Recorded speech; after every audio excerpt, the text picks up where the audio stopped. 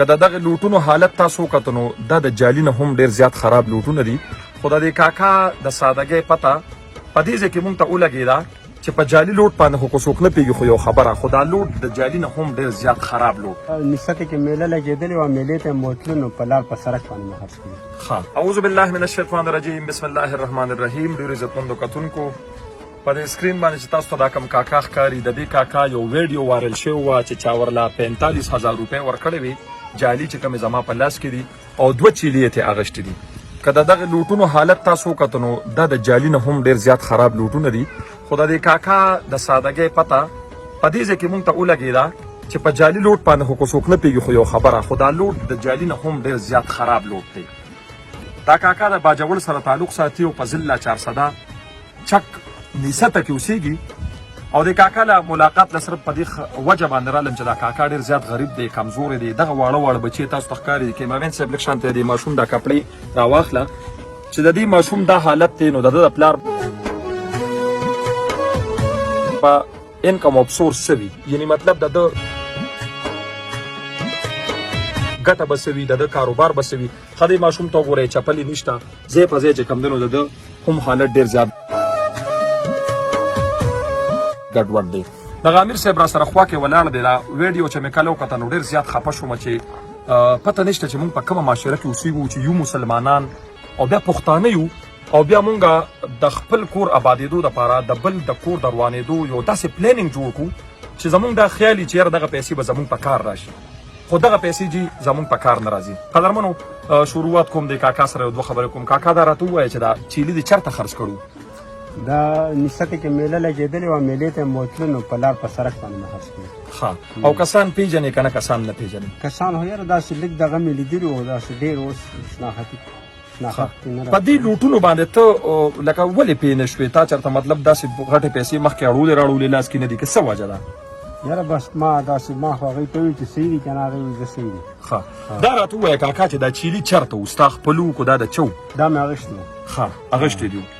ښه، مطلب دا چې لکه ستا دا خیال و چې یاره دا چیلي به زه والم او په دې باندې به څه ګټه مټه وکړم او مطلب دا ګاونډیان نو بس نه را دغه کوم موږ زه پیسې به اختر کې درکړو که نه، هغې باندې به موږ خو دې خرڅ به درو کړو. مطلب قرض پیسې دې واغېښتې، تا وې چې یاره په دې به زه کار وکړم، ګټه به یې زه والم او پیسې به هغې له ورکړم. ښه، دا راته ووایه چې کله یې دا چیلي خرڅ کړه او تا ته دا پته ولګېده چې 45,000 روپۍ رالې لاس ته، نو په دې کې چې ستا 2,000 3,000 5,000 هر څومره ګټه وه، ستا په دې زړه کې څه چې یاره زه کور ته لاړ شم په دې پیسو به څه کوم؟ یاره ما دا به زه قرضدارو ته ورکړم، دا کوم قرضونه چې دي بس پیسې را ډرالې او ښه په خیر سره مې خرڅ کړه، واپس مې قرضدار تا وې چې قرضدار له پیسې ورکړم. او چې کله خبر شوې چې یاره دا جالي دی نو بیا څو زړه کې دې څه وې؟ نو بس بیا اړه کې مې دا راغله، بس ما اوس د الله د طرفه کار دی نو بس موږ به څه وکړو، الله پاک امداد کوي. چې کله خبر شوې چې یاره دا پیسې زما په لاس کې جالي دي، د ځان سره به دې څومره خبرې کړي، څومره خفه شوې به څه ګیله دې الله ته کړې ده؟ نه نه بس الله پاک به موږ لار وبس خورا سخته ده، یعنې مطلب هغه دغه دې الله ته پرېښوده ورڅه بدلا کړي. او د دې ماشومانو دا حالت چې دا شلېدلې کپړې چولې دي، نو دا ستا د بېوسۍ وجه ده که نه بله څه وجه ده؟ غریبي ده ستا ځکه؟ یاره بس راځي. ښه، صحیح ده. قدرمنو د کاکا د حالت تاسو کتلی شئ چې هغه ډېرې خبرې هم نشي کولی او د غریبۍ دغه اندازه خو چې کوم دی نو تاسو د دې بچو د دې کپړو نه اخیستی شئ. خو زما دا میسج هغه خلکو دپاره دی چې چا له الله وس ورکړی دی. د کاکا قرض پیسې راغوښتې دي د دې لپاره چې یاره زه به په دې باندې ګټه کوم او په دغه پیسو کې چې ماته کمې پیسې پاتې شي دا به زه قرضدارو له ورکوم. اوس کاکا په خپله نور هم قرضدار شو، ځکه چې دا 45,000 روپو کې به یا د 2,000 یا به 3,000 یا به 15,000 روپۍ وي، خو دی به اوس 40,000 روپۍ یا 42,000 روپۍ به دې نورې را پیدا کوي او دا به هغې خلکو له ورکوي. نو د هغې لپاره زموږ دغه یو اپیل دی، موږ دې لپاره راغلي یو چې کاکا سره دومره مرسته وشي چې یاره دې د خپلو قرضدارو له خپلې پیسې ورکړي. او دویمه یو خبره په دې پروګرام کې ایډ کوم چې اکثر زموږ په معاشره کې خلک وایي چې یاره په موږ باندې داسې حکمرانان راغلي دي چې ګراني یې راوسته، بد حال دی. قدرمنو په الله پاک په قرآن پاک کې فرمایلی دي په خپله چې څنګه خلک یې هغه شانتې حکمرانان به پرې راځي. دا زموږ عملونه دي، موږ خلکو خپل ځان ته کله مو نه کتل، په دې خپل ګریوان کې موږ کله هم سر ورلاندې نه کړو چې زموږ څه عمل دی.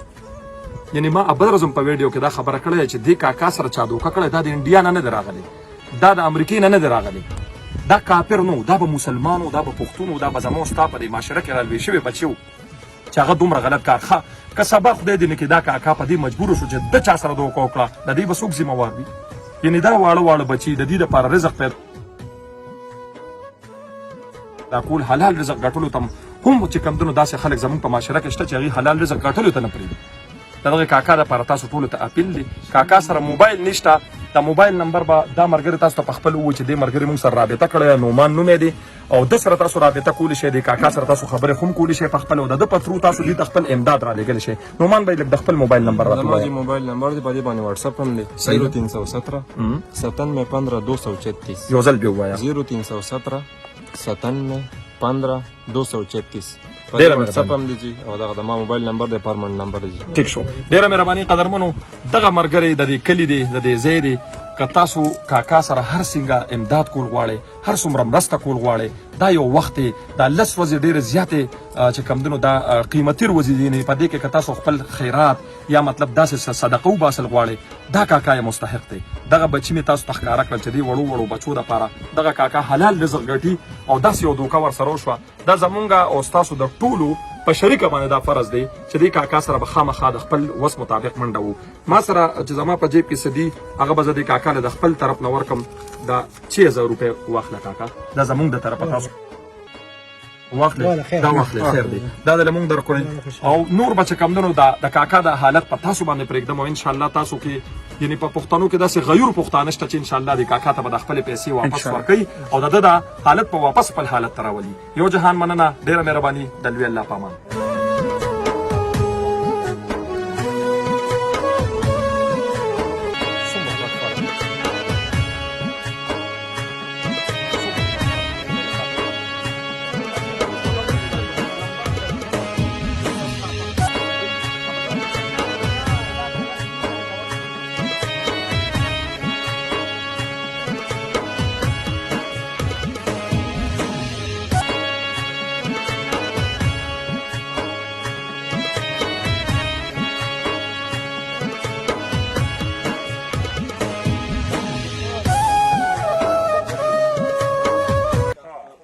Semrana, Blashu,